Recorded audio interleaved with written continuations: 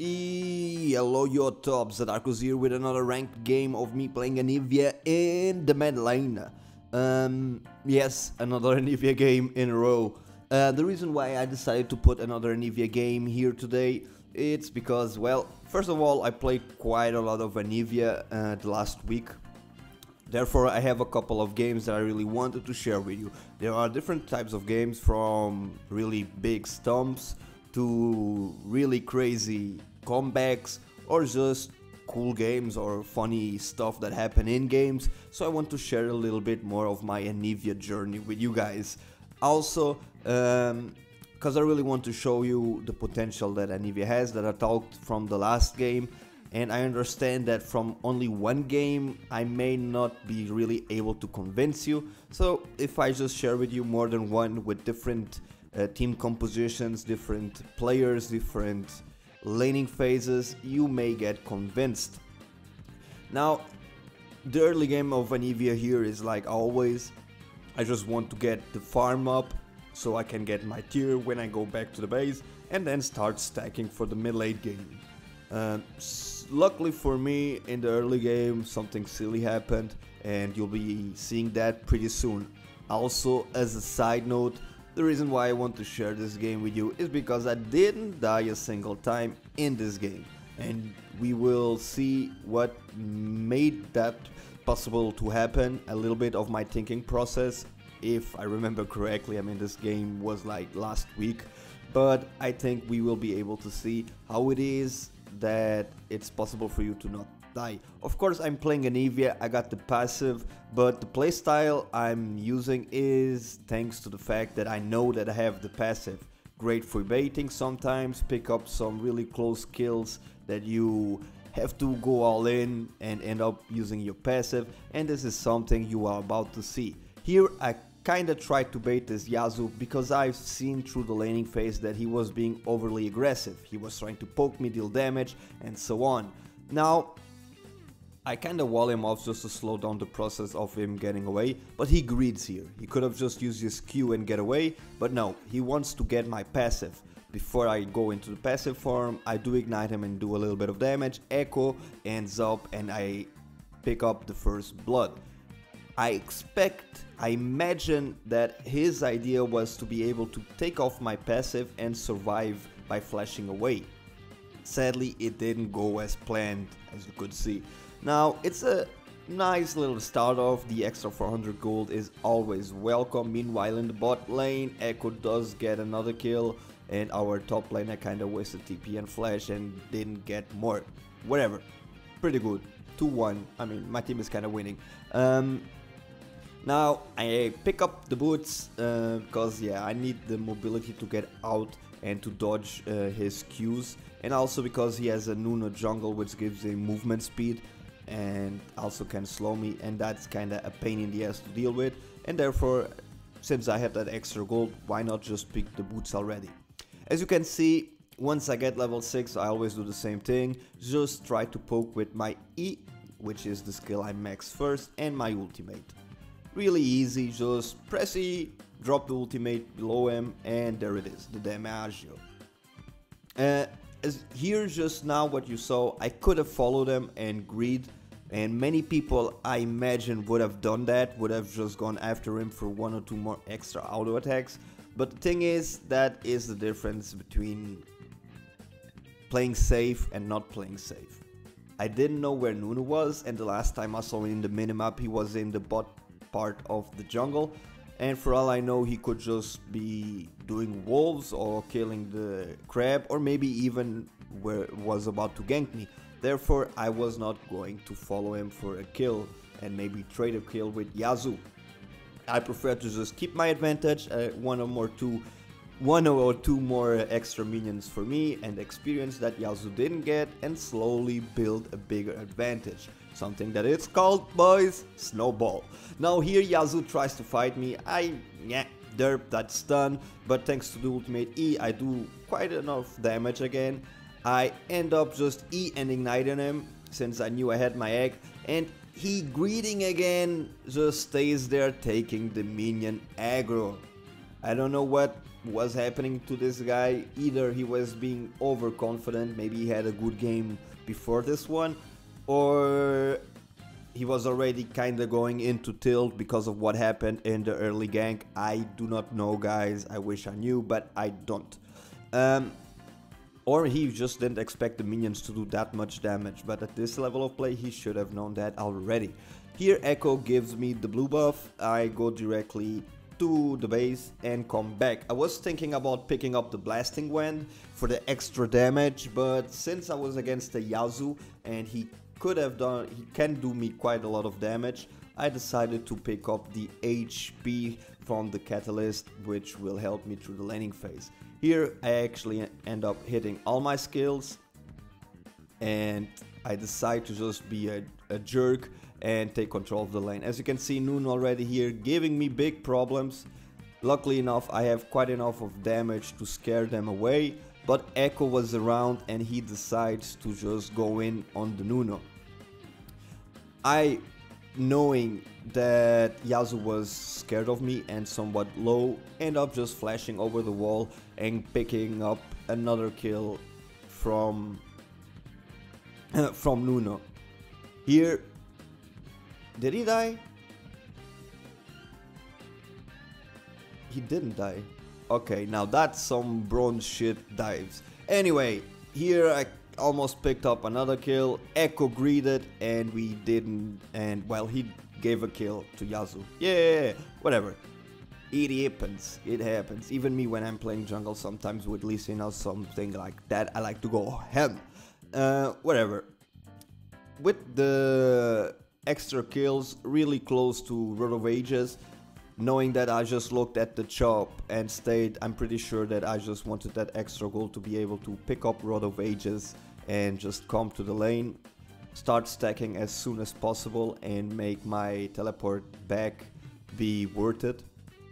Otherwise I would just come to the lane and be losing another like 4 minutes without being stacking Road of Ages. And as you can see, even with low mana, just a couple of E's, Yasuo is already pretty damn low and he just cannot fight me. I have my egg again, I'm pretty secure.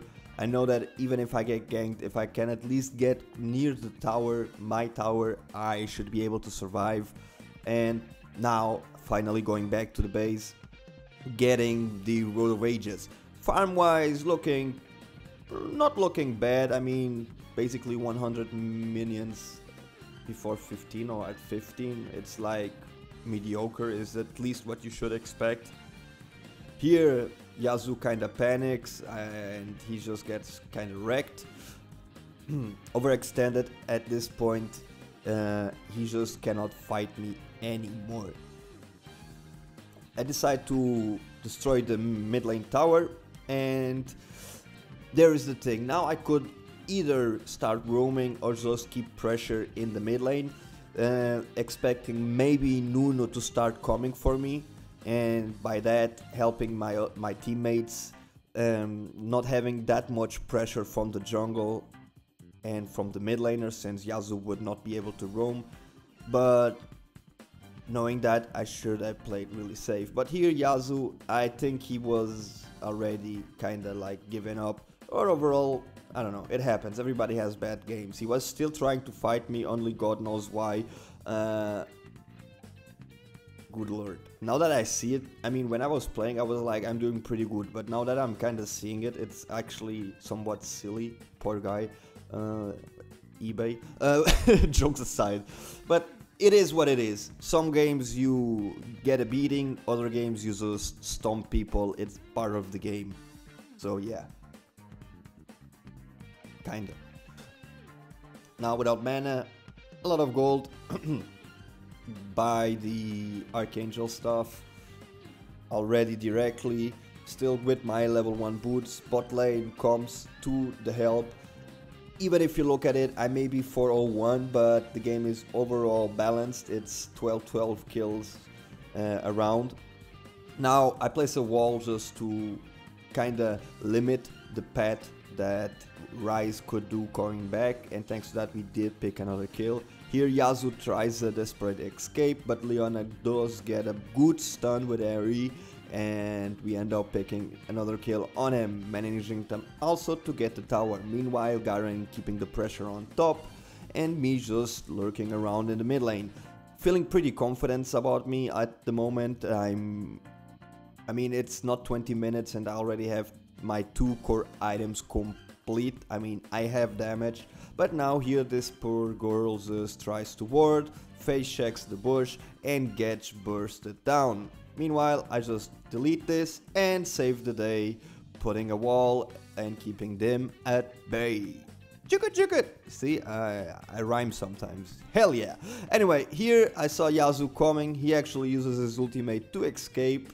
Rather well played. The ultimate made it so that he wouldn't get stunned. Not bad.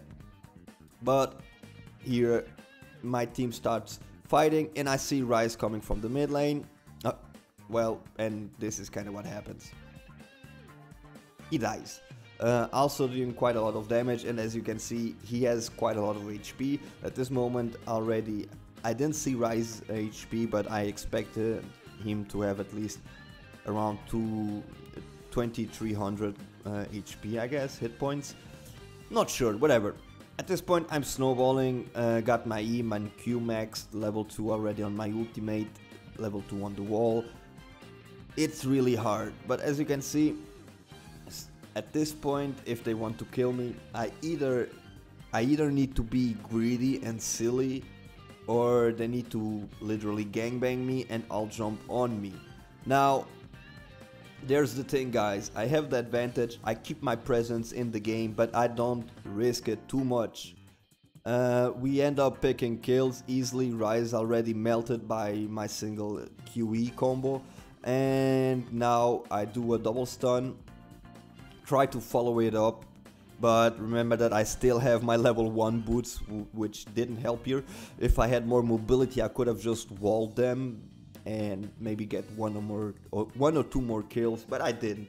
But it's okay. Already got my Archangel stacked as well, got the shield, and sorry, 2,500 gold. Still staying around, got the blue buff for the regen. Tried to maybe get a stun there and AE, but this is the thing I thought. I'm just going to stay in the mid lane.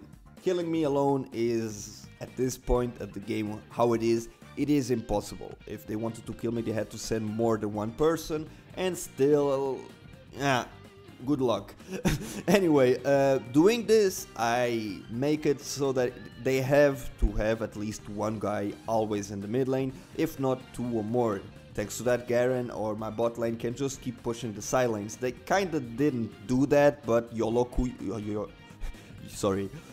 Q, right? So they didn't keep the pressure in the side lanes. But luckily enough, even in team fights, we had good synergy, nice AoE abilities and CC, and ended up just starting to melt them even more and snowballing it even harder.